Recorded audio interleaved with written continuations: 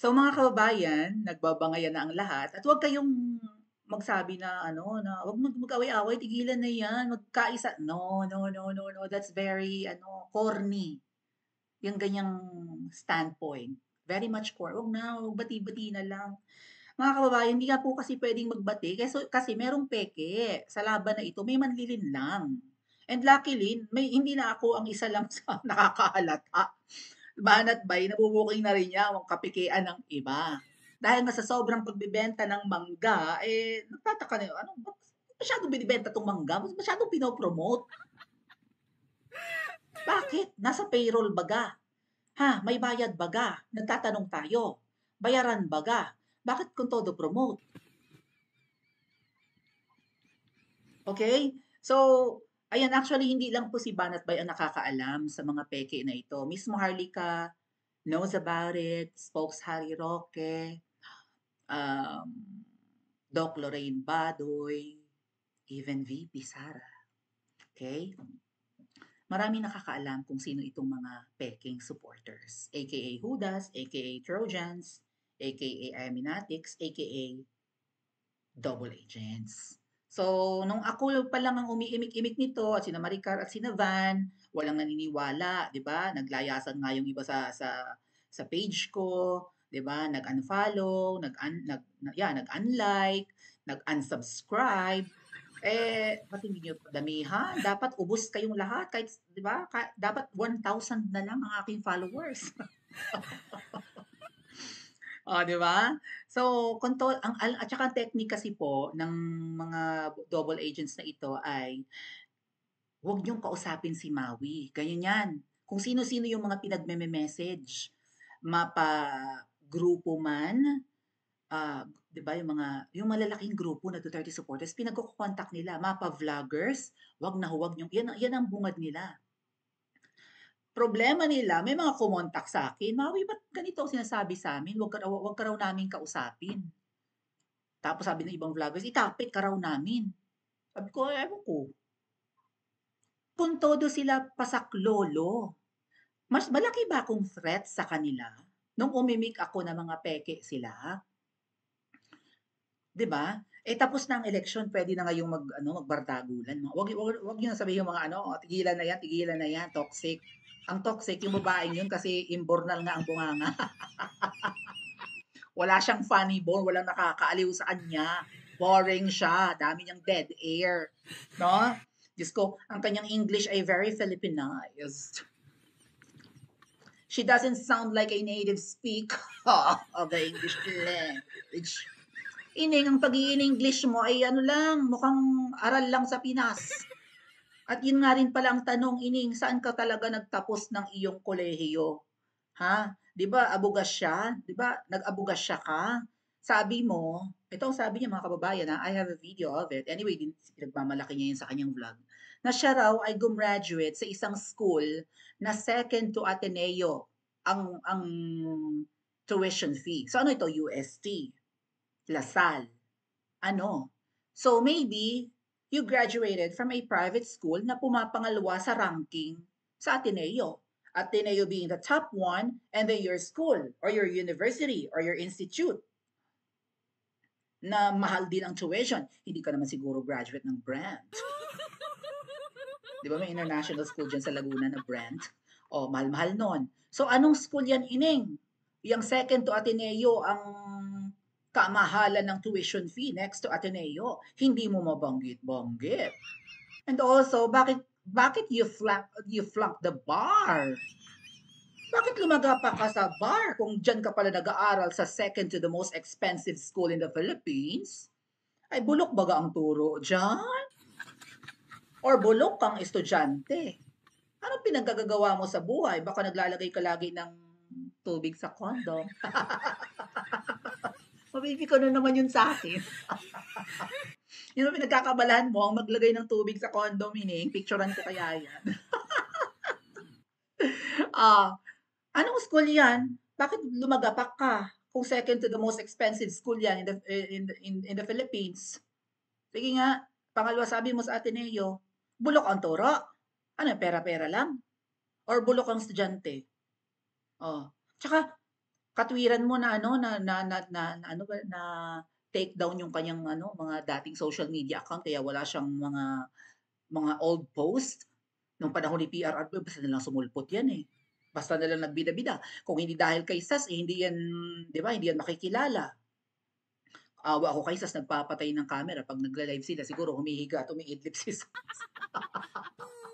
May nakapag-comment pa sa page ko ang sabi nung isang, matalinong vlogger daw, I think yung isang lawyer na vlogger na mukhang nabe-brainwash na niya against me. Lahat po ng dumidikit diyan nabe-brainwash siya. Magaling siyang mang-brainwash, marami siyang napapaniwala. But ining, galing-galingan mo kasi eventually mahahalata nila yung pag-uugali mo. Alam mo, you're just a mediocre person. Hindi ka naman outstanding. Ang mga uto-uto mo lang na mga followers na nagsasabing napakatalino mo. Hindi ka nga pumasa sa bar, no? Ano matalino sa'yo? Di ba? Wala siyang mga old post kung talagang siya'y maka-Duterte, no? Panahon ni PRRD from 2016 to 2022, wala naman, bigla na lang sumulpot yan. And mag-ingat kayo mga kababayan, si Thinking Pinoy noon ginamit din si SAS. Maalinman, pero ang alam ko, di ba pinakinabangan ni Thinking Pinoy ang katalinuhan at galing ni SAS? Para may mga bonggang pang-post din si Taning noon, ang daming humahanga sa kanya, pero yung katalinuhan ni Taning, hiram lang din sa mga kakilala niyang matatalino, just like SAS. Eh si Sas gamit na gamit ng isang yan. Pero actually, hindi yan nagkakasundo. Gusto ni Sas, bumaba ng tao sa kalsada. Siya, sinisiraan niya ang EDSA. Kaya yabang na yabang yung isang yan dahil walang nag-EDSA nung nakidnap si PRRD. Paano? Tinangay nila sa liwasan. Sukang-suka sila sa EDSA, ayaw na ayaw mo sa EDSA ining. Anong mga pautot nyo? Laos na ang EDSA, dilawan ang EDSA, pasay ng EDSA. Di ba? You cannot recreate EDSA.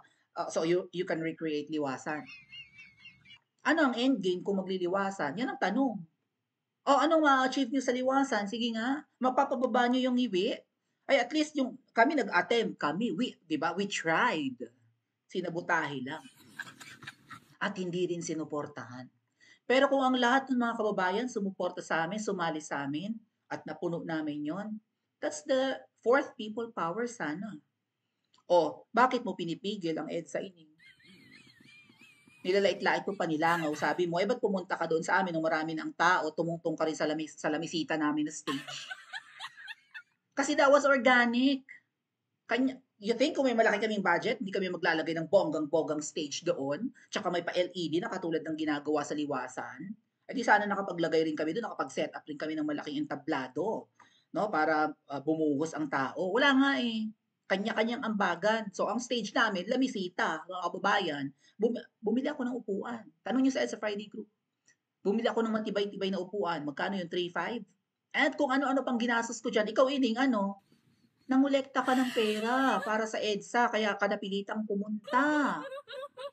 Dahil hindi ako makontak ng mga gustong tumulong sa mga nasa EDSA noong November, kayo ang pinagkukontak. Kayo ng mga tropa mo. Pinaghati-hati ang pera sa inyo, pinadala sa inyo. Okay, magkano kaya ang nakolekta mo ining? Hindi ka nagtanong kung anong kailangan namin, obvious na obvious ang kailangan namin, tubig, pagkain. Yun lang yun, tubig, pagkain. Pwede rin karton, baka gusto mo mag-donate ng karton para mahigaan kami doon. Kasi handusay lang kami doon sa harap ng EDSA Shrine. Umuupo sa karton doon at kung saan pwedeng umupo o humiga. Ay mga pinagbibili mo mga stickers, saan nyo dinikit yung mga sticker na iyon? Sa poste, wala kami nakita. Nagpa-imprenta ka kamo ng tarpaulin na pagkalaki-laki, nasaan banda? Balita ko, nagpa-imprenta ka ng tarpaulin for rally ng ng iglesia, nasaan? Ining, di ba, pati hindi ka naman pumunta sa rally ng iglesia, pumunta ba yan? Yung sa Luneta, yung 2 million yung tao, doon kami, ikaw? So, luckily mga kababayan, itong mga peking Duterte supporters ay may mga nakakabuking na. Kasi nga masyadong binibenta si Mangga. Masyado nilang pinopromote si Mangga. Bakit? Ang galing-galing ni Mangga, ganun-ganun. Pinagkakatiwalaan ng mga Duterte si Mangga, requested ng, di ba, ng mga Duterte si Mangga, gustong-gustong makita ni PRRD si Mangga sa ICC. And then, 3 hours daw ang pag-uusap ni ano, pakinggan niyo na lang mga kababayan, kayo na lang ang makinig ano, kasi sinupalpal 'to ni Banat Bay and mabuti na lang nagsalita si VP Sara, eh di naikumpara ni Banat Bay itong pagyayabang ng double A nitong Iminatics rather. Sabi ni Banat Bay, Iminatics daw. Totoo naman, Iminatics. Oh, ito yung video ni Banat Bay mga kababayan, at pakinggan natin ano. Oh, kaya nag-aaway itong dalawa ngayon. Oh. So, nag-live yata siya with a vlogger from Cebu. So, ba't di kayo makapag-vlog na kayo lang? Yung mag-isa lang. Hanap ng kakampi, gano'n. Ako, very rarely, no, na may na umaakyat sa channel ko. Kasi I can handle myself. O, pakinggan nyo, mga kababayan. Hours-long meeting of Senator Amy and Attorney Kaufman collaborating on how to bring PRRD back home. Paano nyo kaya i-spin yan? No? Paano nyo kaya i-spin yan? Ayan. Well, anyway, ako nga, no, lagi kong pinopromote at lagi kong sinasabi sa mga followers ko, you really need to be reasonable. You really need to be rational when you are processing information in front of you. So, ayan yung sitwasyon. Yun yung sinasabi ko ever since na may political value si Amy. A few moments later. Ma'am, kasama niyo po si Senator Amy Marcos. Nagkita po sila ni Attorney Kaufman. Ano po yung naging role ni Senator Amy sa case po ni PRRD? Ay, wala po. Wala pong role si Senator Amy sa case ni former President Rodrigo Duterte. Nandito lang siya para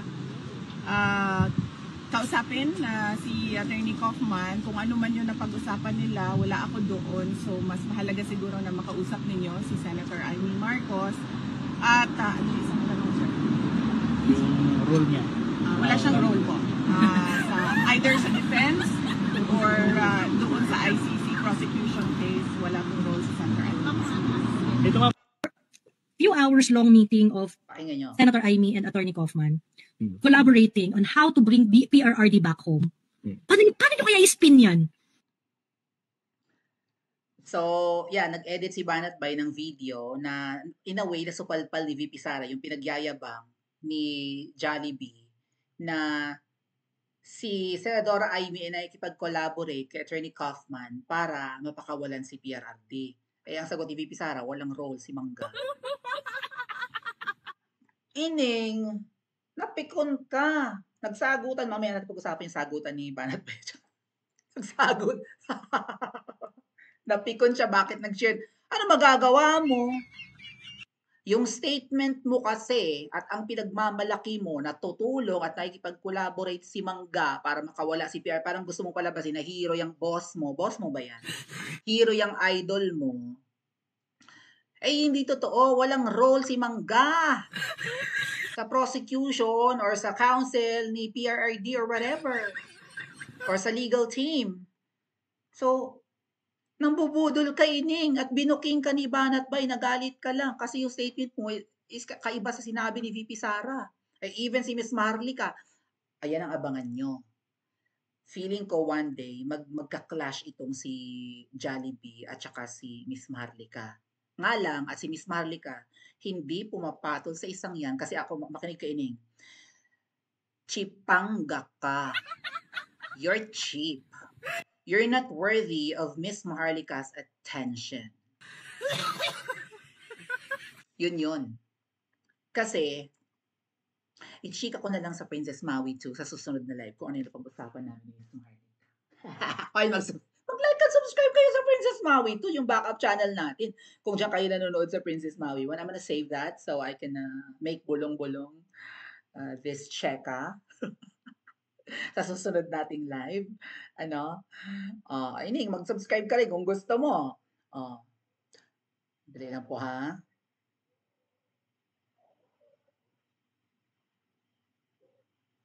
Okay.